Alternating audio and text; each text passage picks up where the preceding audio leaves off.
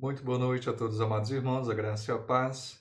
Mais uma vez, temos a oportunidade de meditarmos na palavra de Deus, sermos alimentados, assim como nós comemos o pão, né, todo dia, pão nosso, alimento sólido, nós necessitamos também de um alimento espiritual, que não só de pão vive o homem, mas de toda a palavra que procede da boca de Deus. Vamos ter alguns momentos, então, de meditação. Hoje nós temos a oportunidade de meditarmos no texto de Mateus, capítulo 10, versos 16 a 23. Mateus 10, 16 a 23. 10, 16 a 23. Nós podemos ler: Eis que vos envio como ovelhas para o meio de lobos. Sede, portanto, prudentes como as serpentes e simples como as pombas. E acautelai-vos dos homens, porque vos entregarão aos tribunais, vos açoitarão nas suas sinagogas. Por minha causa sereis levados à presença de governadores e de reis, para lhes servir de testemunho a eles e aos gentios. E quando vos entregarem, não cuideis em como ou em que haveis de falar, porque naquela hora vos será concedido o que haveis de dizer, visto que não sois vós os que falais, mas o Espírito de vosso Pai é que fala em vós. O irmão entregará à morte outro irmão, e o pai ao filho. Filhos haverão que se levantarão contra os progenitores e os matarão. Sereis odiados de todos por causa do meu nome. Aquele, porém, que perseverar até o fim, esse será salvo. Quando, porém, vos perseguirem numa cidade, fuja para outra, porque em verdade vos digo que não acabareis de percorrer a cidade de Israel, até que venha o Filho do Homem. Senhor, mais uma vez nós agradecemos e pedimos. Agradecemos porque o Senhor aquieta os nossos corações e nos chama a tua doce presença para lhe ouvir. E rogamos que o Senhor esteja nos dando um coração submisso, uma mente atenta, um espírito sensível ao teu falar, e que sejamos, ó Pai, sensíveis ao seu agir. Manifesta em nós, ó Pai, a tua vontade, que é perfeita, que é maravilhosa. Nos ajuda, nos fortalece, em nome de Jesus Cristo. Amém. Instruções aos primeiros pregadores. Algumas instruções que o nosso Senhor Jesus entregou ali aos seus primeiros discípulos, aos apóstolos, a quem ele escolheu e os capacitou, então, ali para aquela missão. Para os ministros do Evangelho, bem como para todos aqueles que buscam o nosso Senhor, esses versículos deveriam estar repletos de interesse. Nós deveríamos demonstrar muita atenção para esses versículos, que nos ensinam verdades que deveriam ser aplicadas de modo especial em nossas vidas. Foi aplicado ali à vida dos apóstolos, mas também muitas coisas têm aplicação em todas as épocas. Primeiro foi falado para eles, mas também é falado para nossas vidas, para nós no dia a dia. Antes de mais nada, aprendemos que os que quiserem trabalhar na obra do Senhor devem ser moderados quanto às suas expectativas. Nós não podemos pensar que teremos só vitórias e honras e virtudes. Não. Na verdade, negue-se e tome a cruz e siga-me. Na verdade, teremos tribulações. No mundo tereis aflições. Mas tem de bom ânimo. Tem de bom ânimo. Nós somos constantemente lembrados que, assim como ali odiaram, rejeitaram o nosso Mestre, certamente muitos também nos rejeitarão e sofreremos também consequências por conta da nossa vida, da nossa intimidade, da nossa ligação com aquele que é o cabeça da igreja, Cristo Jesus. Uma vez que nós somos cristãos, nós também sofreremos, porque nós somos luz em meio às trevas, sal em meio a essa putrefação, essa corrupção da humanidade toda, e de forma alguma seremos bem recebidos. Nós não seremos bem queridos em meio a essa humanidade. Não devemos pensar em um sucesso universal acompanhará os nossos esforços. de forma alguma.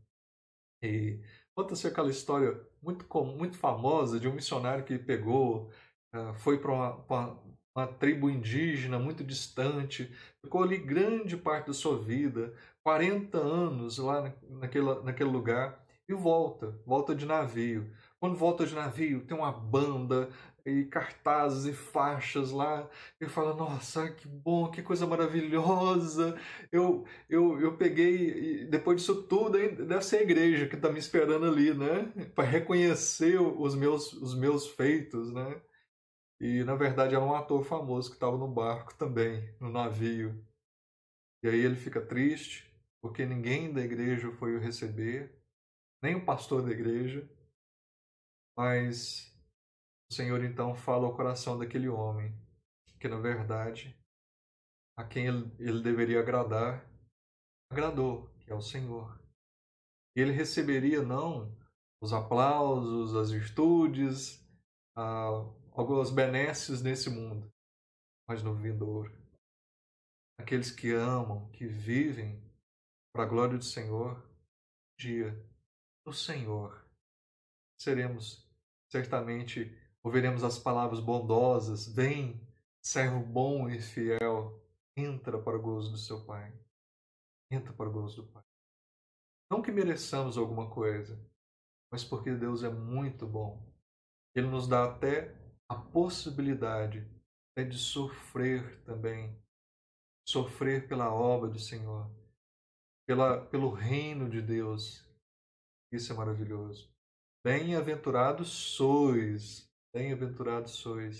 Capítulo 5 de Mateus também. Bem-aventurados os perseguidos, aqueles que foram caluniados, bem-aventurados sois. Porque os profetas e tantos outros foram perseguidos também. Bem-aventurados sois. Devemos, então, ter em mente que o fato de sermos odiados, perseguidos, maltratados e até mesmo por parentes mais chegados, frequentemente vai acontecer. Nós vamos nos sentir como ovelhas em meio aos lobos. É constante essa nossa sensação, né? De não estarmos no lugar, não sermos queridos, muito queridos ali. Nós devemos ter isso sempre em mente, sem importar se estivermos pregando, ensinando ou visitando de casa em casa, se importar se estivermos escrevendo ou dando conselhos ou qualquer outra coisa que estejamos fazendo, que seja um pensamento constante, não esperarmos mais do que a Escritura e a experiência nos garante. Nós não podemos esperar mais do que a palavra de Deus já nos garante. E sim, teremos tribulações, mas nós teremos o consolo, o conforto, o amparo, o sustento, a força, a sabedoria e tantas outras virtudes necessárias. E sustento até em questões físicas também, no entanto que estejamos então sempre buscando a boa e perfeita vontade de Deus em nossas vidas, para a glória dele. Nós podemos ter essa tranquilidade. Também, continuando, por outra parte, compreendemos que os que desejam fazer o bem têm necessidade de orar por sabedoria, bom senso e uma mente sadia. Nosso Senhor diz aos discípulos para serem prudentes. Prudentes como o quê? Prudentes como as serpentes e simples como as pombas. Prudentes como as serpentes e simples como as pombas. Também diz que se fossem perseguidos em alguma cidade, era legítimo, não tinha importância a pessoa pegar e fugir para outra. Não era para a pessoa pegar e falar: não vou sair daqui não, se quiser me mata. Não, pode fugir. Paulo fez isso, ele desceu até através de amarraram uma corda num balde e ele desceu ali por dentro, através ali por cima de uma muralha. Paulo fez isso. Não era errado. Mas o Senhor nos prepara até para isso. Jesus demarcou ali entre dois extremos. Mas é necessário grande discernimento para que possamos definir. Um desses extremos, ele fala: olha, toma cuidado com os dois extremos. Um extremo é evitar a perseguição. Então tem gente que evita a perseguição, evita falar a palavra de Deus. Não vou falar da palavra de Deus não, vai causar alguma situação, não vou pregar, não vou anunciar, não vou viver, não vou falar que sou crente, não. Isso é um crente 007. É um agente de Cristo. Ninguém sabe que é cristão, não parece cristão, não tem jeito de ser cristão. Talvez não seja. Nós temos que tomar cuidado com isso. Porque uma vez que nós somos salvos, nós vemos isso constantemente nas Sagradas, nós somos salvos nas Escrituras Sagradas, nós somos salvos por um propósito. E uma vez que nós somos salvos, nós não podemos ser egoístas e falar, eu sou salvo, tudo bem. Não, eu sou salvo, eu tenho uma missão. Eu tenho que levar as boas novas da salvação para outras pessoas, ensinando-as a guardar as palavras do Senhor todos os dias. Isso é a minha obrigação como cristão. Então, muitas pessoas se calam e não querem, de forma alguma, mudar ali do seu caminho. Outro extremo é cortejar a perseguição, forçar a nossa religião sobre as pessoas, forçar a religião, ser inconveniente, deselegante, pegar e ser exagerado ali, não pode haver também.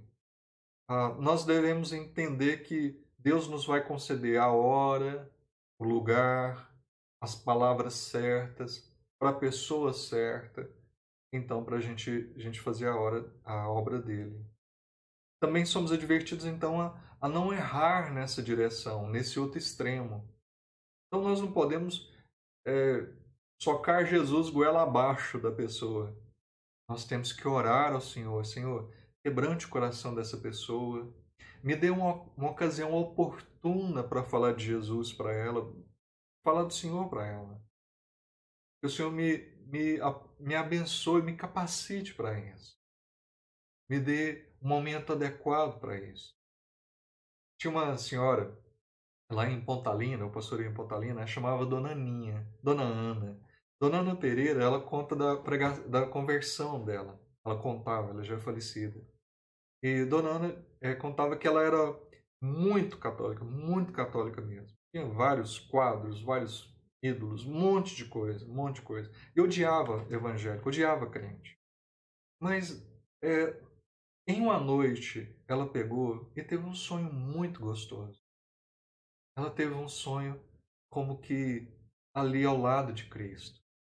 E aquele sonho foi muito agradável à vida dela.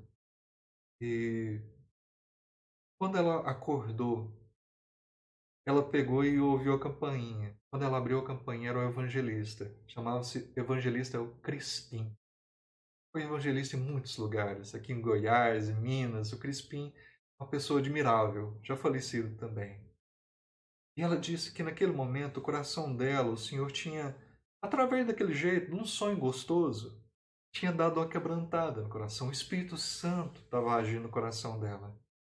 Naquele momento, a palavra foi eficaz. Ela convidou o evangelista para entrar. E ela, ouvindo, arrependeu dos seus pecados e se rendeu a Jesus como único e suficiente Salvador. Então, Deus age em nossas vidas. E Deus concede o melhor momento, a melhor oportunidade, nos capacita a agir. Mas nós não podemos nem nos omitir da tarefa, nem fazer de qualquer jeito. Mas nós precisamos de sabedoria, de bom senso, quando vamos fazer todas as coisas com sabedoria, todas as coisas. O extremo para o qual a maioria dos homens se inclina atualmente é o silêncio. Então, a maior parte hoje opta pelo silêncio, prefere ficar calado, a covardia, deixando os demais indiferente. Não faz nada. Mas o Senhor Jesus fala que o sal deve salgar. Se o sal não salga, não serve para nada, a não ser jogado fora e pisado. Se a luz não ilumina, não serve para nada. Uma luz debaixo do balde ou um sal que não tem sabor não serve para nada. E aquela máxima que eu gosto de falar, foi inventada, é minha autoria lepeira, servo que não serve para nada. Um servo que não serve ao Senhor não tem utilidade nenhuma, não serve para nada. Está se enganando. O servo, ele serve ao Senhor. Ele se coloca nas mãos do Senhor, diz como Isaías, eis-me aqui, envia-me a mim. Como Samuel, fala, Senhor, porque o teu servo ouve. E assim se coloca nas mãos do Senhor. Faça-se a tua vontade, Senhor, na terra como no céu. Seja feita a tua vontade, não a minha. Sim, essa suposta prudência tende a degenerar em uma conduta caracterizada pela negligência ou mesmo pela fraca infidelidade, justificando-nos em não nos esforçarmos para o bem das almas dessas pessoas, dizendo que seria indiscrição, inconveniente, ou que seria uma ofensa desnecessária, ou que isso seria uma agressão contra a pessoa. Mas nós devemos vigiar. Devemos vigiar e nos pôr em guarda contra essa atitude. A preguiça e o diabo são geralmente a verdadeira explicação para tal atitude. O diabo nos trazendo a preguiça, realmente a covardia, falando, deixa isso para lá, não importa com isso não. Essa pessoa não é merecedor da sua salvação. Quem disse que nós éramos? Ah, ele é muito pecador. Quem disse que nós não éramos? Ah, esse caso não tem jeito. Quem disse que nós, aos olhos dos homens, tínhamos jeito? Aos nossos próprios olhos, nós não tínhamos jeito. Mas tudo é possível, porque o nosso Deus é o Deus dos impossíveis. Ele dá jeito em todos. A palavra do Senhor é poderosa. O sacrifício de Jesus Cristo é eficaz sobre todos aqueles que Ele escolheu. Nenhum. Nenhum.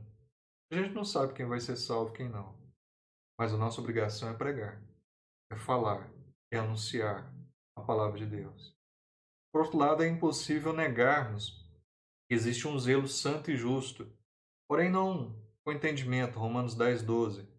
É perfeitamente possível ofender desnecessariamente as pessoas, cometer grandes equívocos, grandes erros e despertar imensa oposição que poderia ter sido evitada com um pouco de prudência, um procedimento sábio e o exercício de bom senso. Então a gente poderia, por falta de tato, de jeito, a gente ofende a pessoa. E aquela pessoa já fica com raiva do evangélico, ou um mau testemunho, põe por água abaixo a tentativa de poder falar de Jesus para aquela pessoa. Então, nós temos que ter sabedoria, jeito, e até, às vezes, você vai demorar muitos anos para poder falar de Jesus para a pessoa. Porque, às vezes, a pessoa teve uma má impressão, ou tem uma má impressão do que é ser cristão, do que é ser evangélico, verdadeiramente cristão. A pessoa tem uma noção equivocada, errada, ruim.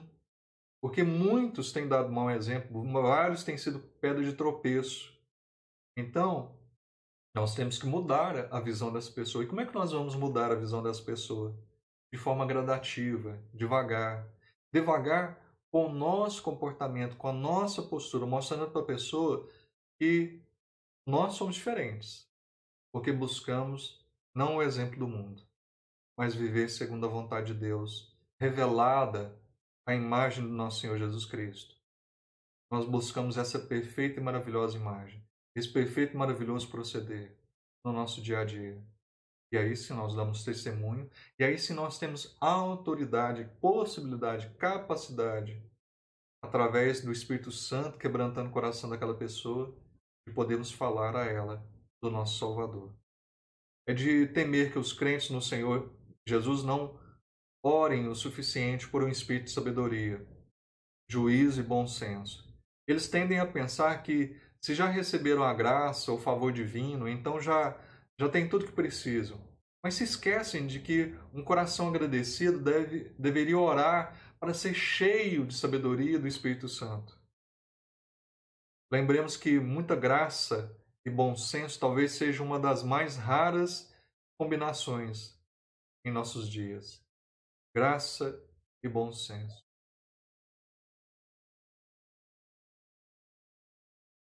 Jesus Cristo pessoalmente é o nosso perfeito exemplo, como já disse. Ninguém jamais se mostrou tão fiel quanto ele. E, no entanto, ninguém jamais foi tão verdadeiramente sábio. Façamos de Jesus o nosso modelo e andemos em conformidade, segundo os seus passos. Negue-se, tome a cruz, siga-me. Sigamos o nosso Mestre. Custe o que nos custar, doa o quanto nos doer, mas é o certo a fazer. É o mais maravilhoso a ser feito. Deus esteja nos fortalecendo, nos dando firmeza e sabedoria todos os dias de nossa vida. Deus abençoe.